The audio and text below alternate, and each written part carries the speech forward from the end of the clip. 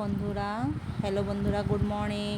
কী খবর আপনাদের? ভালো আছেন তো? তো দেখো, আমি আমার ডেইলি ব্লগ নিয়ে আবার চলে আসলাম আপনাদের সাথে শেয়ার করি। আজকে আমার মনটাও ভালো না, শরীরটাও বেশি ভালো না, তথাপিও তো ডেইলি ব্লগ যেহেতু অল্প অল্প কিছু তো দিতে হবে, তাই না বন্ধুরা?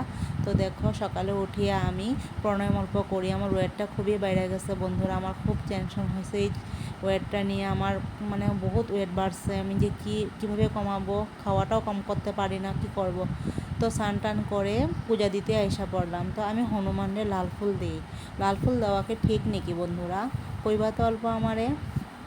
আমার জানার মধ্যে লাল ফুলটা দেওয়া ভালো হনুমানকে, তাই দেই। তারপরে এদিকে দেখো, আমার সিংহাসনটা সুন্দর করে সাজিয়ে দিয়েছি, যতটুকু ফুল পাই ততটুকু ফুল দিয়ে পূজা করি। তো এইদিকে পূজা আমি মানে ঠাকুরকে দিয়ে সব কাজ শেষ করে লাস্টে আমি আরতি দিই। ঠিক আছে কি না বন্ধুরা? এভাবেই তো পূজা করে, তাই না? আমি যতটুকু পারি ততটুকু নিজের মতনই পূজা করি, আর এরকম করে পূজা করতেই আমার ভালো লাগে।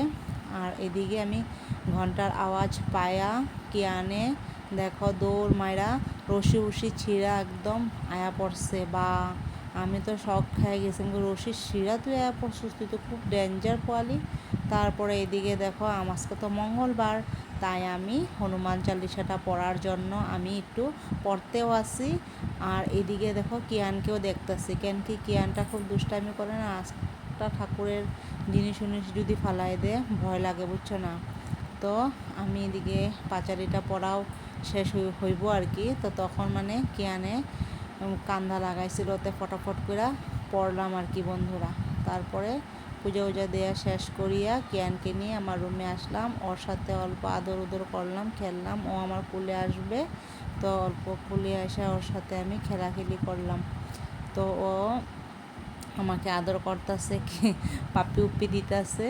তো আমি ওকে বলছি যে তুমি এত দুষ্টামি কেন করো মোনা, ওইটাই। ও তো খুবই দুষ্টামি করে, সারাদিন এগুলোই করতে থাকে, ওর সাথে আমার থাকি এখানে।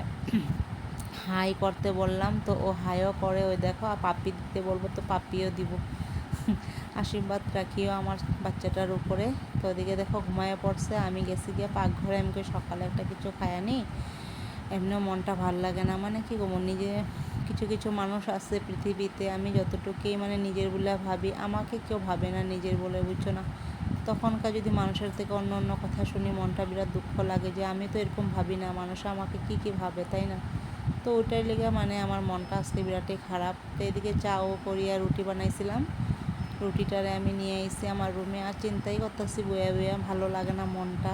মানে নিজের আজকাল জিনিসপত্র যেরকম ডুপ্লিকেট হয়ে গেছে, কাপড় জামা যেরকম ডুপ্লিকেট হয়ে গেছে, এরকম আজকাল রিলেশনগুলোও ডুপ্লিকেট হয়ে গেছে। খালি সব এমনি উপরে উপরে উপরে উপরে দেখানোর জন্য মানে ভালোবাসা দেয় আর কি।